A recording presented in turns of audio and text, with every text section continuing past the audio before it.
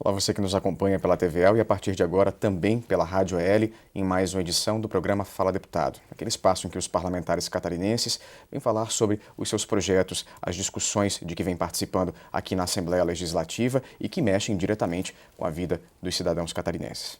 No programa de hoje eu recebo com grande satisfação a visita da deputada Luciane Carminati do PT, ela que nos últimos dias teve um trabalho intenso, inclusive no plenário e nas comissões da Casa, em função das votações polêmicas que tivemos recentemente aqui na Assembleia. Deputada, prazer recebê-la mais uma vez, agora para uma avaliação de final de ano sobre todas essas votações e sobre a atividade parlamentar. Deputada, começando o nosso bate-papo, uma das votações mais recentes que tivemos na Casa foi o projeto da Previdência, o SC-Prev, aquele que cria um regime de previdência complementar para os novos servidores estaduais. Tivemos uma votação bastante expressiva com a aprovação desse projeto de origem do governo da forma original. Como é que o PT faz a leitura desse projeto que foi aprovado recentemente? Então, cumprimentá-lo e cumprimentar também a todos os telespectadores. Bem, primeiro a gente quer deixar bem claro a necessidade de se pensar uma alíquota diferenciada para além do teto de 4.663. Então, nesse sentido, a bancada do PT tem acordo. Nós entendemos que, de fato, não é justo com a sociedade catarinense, com os servidores que ganham até esse teto e que é a maioria, saúde, educação, os trabalhadores de uma forma geral, não ultrapassam esse limite, continuam pagando o percentual de 11% e agora com uma alíquota para quem ganha acima até o teto de desembargador, que deve chegar em torno de R$30 mil, paga essa diferenciação para quem quer se aposentar com o teto, que vai então até em torno de 8% acima dos 11%. Nisso nós temos acordo, nós entendemos que está correto, não foi pensado isso no passado, acumulou-se um déficit de quase 3 bilhões, é um déficit progressivo, né? E nós precisamos, mesmo que eu estou na oposição, mas a gente tem que ter responsabilidade com a saúde financeira do Estado. Então nós fizemos esse debate, não há dificuldade, desentendimento nesse sentido. Mas qual a preocupação que nós tínhamos? Nós não tivemos acesso a nenhuma informação, a cálculos atuariais, a por que o governo chegou em até 8%, qual é o limite, o percentual, o número de servidores que ganham até o teto, é uma minoria que ganha acima do teto, essa minoria, de fato, é justo pagar 8%, teria que pagar mais ou menos, enfim. Nós votamos num projeto sem ter acesso às informações, nós fomos impedidos de acessar a isso. E outra preocupação que a gente tem, quando nós criamos fundos de previdência, é dinheiro do Estado que está sendo investido, portanto, dos catarinenses e do servidor. Então, nós temos que ter um controle social enorme sobre esse fundo, e nós defendemos, inclusive, queríamos que estivesse no projeto a gestão de bancos públicos e não permitir a terceirização de instituições privadas, porque a gente já viu nesse país muitos fundos quebrarem, muitos bancos quebrarem e levam o dinheiro do servidor e a gente perde isso, né?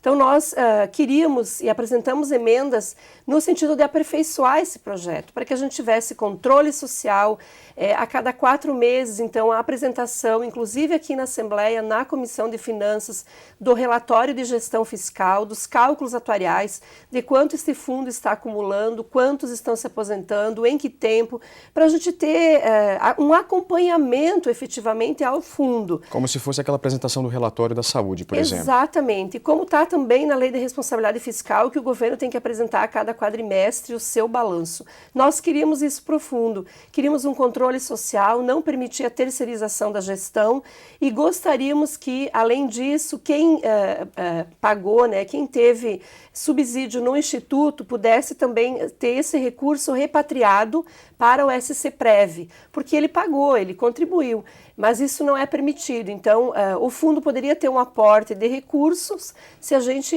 permitisse que esse recurso fosse, então, repatriado para esse fundo. Nós perdemos todas as emendas que visavam a transparência, controle social e acompanhamento da Assembleia. Portanto, eu diria que nós fizemos uma votação muito consciente, né? defendendo que é necessário fazer a previdência complementar, não temos questionamento a isso. No entanto, poderíamos ter um controle mais efetivo e para a gente não construir a tese de que quem gerou esse déficit foram os servidores, né? Quem gerou esse déficit foram as altas aposentadorias, inclusive com a quebra do teto de governador no passado, né? E também a aposentadoria dos governadores, os altos salários. Então, quando a gente discute previdência complementar e o déficit, não dá para simplesmente dizer para a sociedade que, do acaso, temos um déficit. Não, nós temos uma origem. Nós tivemos gestores públicos responsáveis por isso. Então, o debate que nós fizemos, acho que foi um debate muito responsável, muito consciente. A senhora já mencionou em outras ocasiões que outro projeto que a oposição esperava que tivesse mudanças mais profundas foi o que transformou as secretarias de desenvolvimento regional em agências de desenvolvimento. A senhora tinha, inclusive, uma sugestão de enxugar toda essa estrutura, que hoje comporta 36 secretarias regionais. Com a aprovação do projeto, cai o número para 35 em função da extinção da Secretaria da Grande Florianópolis, mas na avaliação da oposição, ainda um enxugamento muito parcial. Então, eu acho que o governo o tempo todo fica falando em ajustes, em necessidade de enxugar a máquina, mas talvez a que menos daria impacto, eu diria, para os serviços públicos seria enxugar essa estrutura. E o governo não teve a coragem que poderia fazer porque tem a maioria nesta casa, não depende da oposição. Era uma decisão de governo. E nós buscamos, inclusive, ajudar, porque, veja bem, 35 agências. As agências tinham, na concepção inicial, ainda como SDR, em torno de 30 competências, funções. Agora, com as agências, diminuiu para 13 funções. Mas você continua tendo o secretário executivo da agência, uma equipe de funcionários efetivos e uma equipe de, no mínimo, 10 ou 11 servidores comissionados por agência. Mas para quê, eu pergunto? Então, hoje, acho que o entendimento que a sociedade está amadurecendo, isso é muito positivo. Talvez nós não tenhamos ainda um modelo ideal, mas a proposta que nós fizemos era de passar para 8 governanças. E com uma outra lógica de governo, que é uma estrutura extremamente enxuta, compondo com as associações de municípios que já têm técnicos, pessoas qualificadíssimas, que poderiam compor essa governança e os próprios funcionários efetivos. Então, nós teríamos um enxugamento, mas também teríamos, ao mesmo tempo, uma governança que pensasse os problemas regionais justamente para desenvolver cada região. Mas, infelizmente, isso não foi acatado, né? E o PT tem o entendimento de que o governo deveria abrir um debate sobre isso. Inclusive, nós colocamos na emenda substitutiva global que apresentamos nas comissões um artigo que destacasse uma consulta pública. Porque hoje as universidades elaboram sobre isso, tem pesquisas, as instituições, as agências, os municípios, as associações, e nós poderíamos abrir um debate sobre isso de forma muito tranquila, pensando a descentralização, que nós somos a favor, nós não queremos o poder todo na capital, concentrado aqui as estruturas, no entanto, que de fato funcione, né? Acho que é isso que a gente precisa. Pelo menos a abertura desse debate, né, deputada? Abrir esse debate de forma tranquila, acho que a gente tem que ter maturidade para pensar alternativas também de governo, né? Deputada, outra discussão que a senhora se envolveu de uma forma bastante presente, inclusive estando ao lado dos servidores, foi no que diz respeito à área da segurança pública. Nós tivemos aqui a tramitação de medidas provisórias que mexiam com o banco de horas e a jornada de trabalho desses servidores, mais uma derrota dos servidores aqui na Assembleia Legislativa, porque não viram contempladas algumas demandas que consideravam importantes. Como é que a senhora avalia essa votação? Eu acho que a situação mais delicada e que mexe com a nossa vida, a vida dos catarinenses e não só dos policiais, militares ou civis ou do IGP, é com relação à escala de trabalho, especialmente dos policiais militares. Que foi o grande alvo de críticas. O grande alvo, porque a população, eu tenho consciência que ela quer um policial tranquilo, não estressado, né?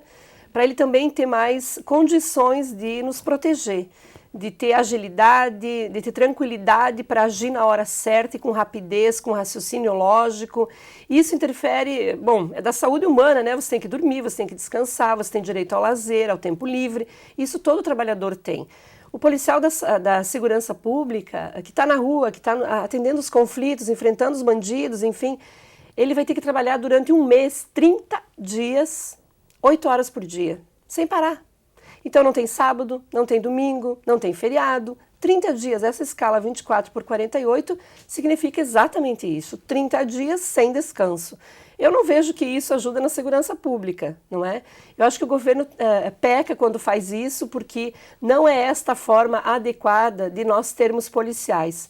Nós precisamos ter policiais, mas inteiros, né? Inteiros, vivos, não cansados, não, eu diria até estressados e sem ter condições de ter o convívio com a família, de sair com seus filhos, de ver outras coisas, porque isso faz parte da qualidade do trabalho também que é ofertado, né? Então, um questionamento é esse, o outro é a indenização, que equivale a em torno de 17% da remuneração, que foi retirada em vários casos, né? De doenças. Então, um policial que vai para um conflito entre bandidos, leva um tiro na coluna, fica inválido, perde a indenização.